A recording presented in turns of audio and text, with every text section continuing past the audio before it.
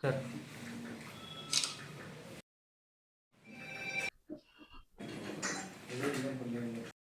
हो गया ना? डायरी हटा दीजिए ना। अरे हेलो रॉकी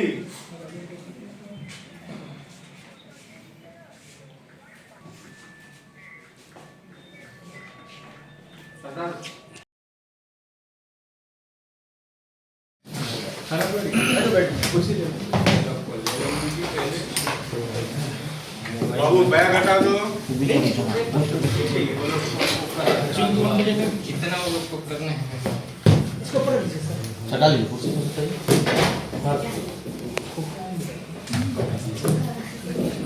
थोड़ा और बीच में लाइए, अनिल जी थोड़ा बीच थोड़ा सा बीच में लाइए तो उनको। सर सर डब्बा ऊपर कर दीजिए। अश्विन फोन दीजिए सर, वो डब्बा ऊपर कर दीजिए। हाथ मत पीछे लगे, हाथ पीछे मत लगे। दिखाओ। हाँ।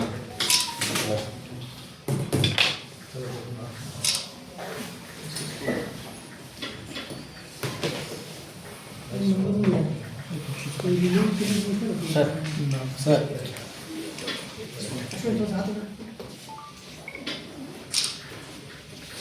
सर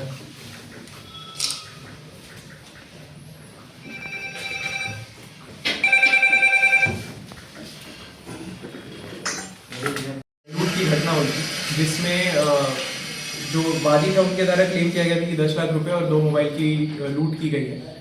इसमें हमने एक एसआईटी बनाया था जिसको lead DSP city Sudhir Chaudhary कहते थे। इसमें गैम भूमिका हमारे जो डीएसपी हैं सनी वर्धन उनकी थी और बिरसा नगर थाना प्रभारी संतोष कुमार की। इसमें जब हमने काफ़ी सारा तकनीकी साक्ष्य देखा और उसके अलावा जब इसमें हमने सीसीटीवी देखा, बाकी हमारे पास ह्यूमन इंटेलिजेंस भी हमने जब यूज़ किया तो हमें पता चला कि इसी विश्वकर्मा इंजीनियरिंग में पिछले 3 महीने से वेल्डर का काम कर रहे एक व्यक्ति है अजीत बेहरा, जो कि 2022-23 में जेल गए थे आर्म्स एक्ट के केस में। ये पिछले 3 महीने से वेल्डर का काम कर रहे थे। हमें सीसीटीवी में दिखा कि वो इस घटना में थोड़ा आगे जाके उनका इन्वॉल्वमेंट दिख रहा था। तो उनसे जब हमने कड़ाई से पूछताछ की तो उन्होंने अपने ये अपराध को स्वीकार किया। उनके द्वारा बताया गया कि अजय सिंह उर्फ मोटा जो कि हरियाणा का रहने वाला है, उसके अलावा सूरज कारवा और जो कि परसूडी का रहने वाला है, और बाबू सरदार उर्फ नेपू जो कि परसूडी का रहने वाला है, ये तीनों के साथ मिलकर टोटल 4 लोगों ने इस घटना को अंजाम दिया था। हमने इनसे जो इनके निशानदेही पे जो रिकवरी की, उसमें रिकवरी में हमारे पास लूटे हुए 1,23,000 रुपये मिले। उसके अलावा एक सैमसंग का मोबाइल जिन्होंने लूट के पैसे से खरीदा था जो कि करीब करीब 20,000 का था। उसके अलावा घटना में एक प्रयुक्त एक होंडा कंपनी की स्कूटी थी, उसको हमने बरामद किया है। जो हेलमेट उन्होंने पहना था वो बरामद किया है। और उसके अलावा एक देसी कट्टा जिसमें 2 जिंदा गलूट अजीत बेहरा के घर से ही हमने बरामद किया। इसमें आपको ये स्टोरी बता दें कि ये जो व्यक्ति था ये पहले भी जेल जा चुका था अजीत बेहरा। इसके दिमाग में हमेशा से था पिछले 3 महीने से कि जिस दिन पैसा बढ़ता है उसी दिन घटना को अंजाम देंगे। तो इसने अच्छे से प्लानिंग की, बाहर से 2-3 क्रिमिनल्स को बुलाए थे, परसूडी का और ये जो हरियाणा वाला लड़का था उनको बुलाया था, और जैसे ही पैसा बढ़ रहा था तो लोग अटैक किए थे। हालांकि इसमें ये बता दें कि जो भी अभी तक हमारे पास कंसेक्शन में और हमारे पास पूछताछ में और इंटेलिजेंस आई है, इसमें 10,25,000 का मामला है। मामला अप्रॉक्सीमेटली 4.5 लाख रुपीज़ का है। 4.5 लाख रुपए गायब हुए थे, तो 4.5 लाख रुपए में से हमने भी 1.5 लाख के आसपास बरामद किए और इसके प्रोसीड्स बरामद किए। आगे अभी 2 अरेस्टिंग और होगी। हम लोग श्योर है कि उसके कारण और रिकवरी हमारे पास होने वाली है। और अभी बस यही आपराधिक घटना का तो ऐसा कुछ नहीं आ रहा है। ये जो अजीत बेहरा का आपको बताया है कि ये 167/2022 सिलगोड़ा थाना से आर्म्स एक्ट के केस में ही जेल गया। इससे आपके माध्यम से एक जो अलर्ट अपील सबसे करनी है कि किसी को भी अगर आप एम्प्लॉय करते हैं, किसी को भी अगर आप अपने घर में रेंट पे देते हैं, तो उसका एक बार पुलिस वेरिफिकेशन जरूर कराएं। क्योंकि ये जो लड़का है ये पहले जेल जा चुका था, यदि इसका वेरिफिकेशन करा दिया जाता तो पुलिस उनको अलर्ट कर सकती थी और हो सकता है इस घटने को अवॉइड किया जा सकता था।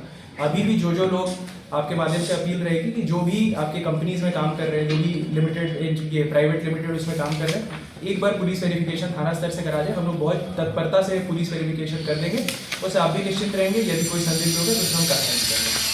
ये अजीत इसके यहाँ कब से काम कर रहा था? पहले पिछले 3 महीने से वेल्डर का काम कर रहा था रिसेंटली? यस, 3 महीना पहले ही उसने join किया। ये सर स्पॉट पे ये चारों थे सर? नहीं, स्पॉट पे बस 3 को भेजा था। को पता था कि अगर हम स्पॉट पे सीसीटीवी में दिख जाएंगे तो पकड़ा जाएंगे, बट क्योंकि बिरसा नगर पुलिस ने काफी मेहनत से उसमें सीसीटीवी फॉलो किया था, तो करीब करीब घटना से 3-4 किलोमीटर आगे जाके हम लोग देख रहे थे कि एक अक्यूज इस लड़के के स्कूटी में नजर आ गया था, जिससे हमें ये पता चल गया कि इन्वॉल्व था।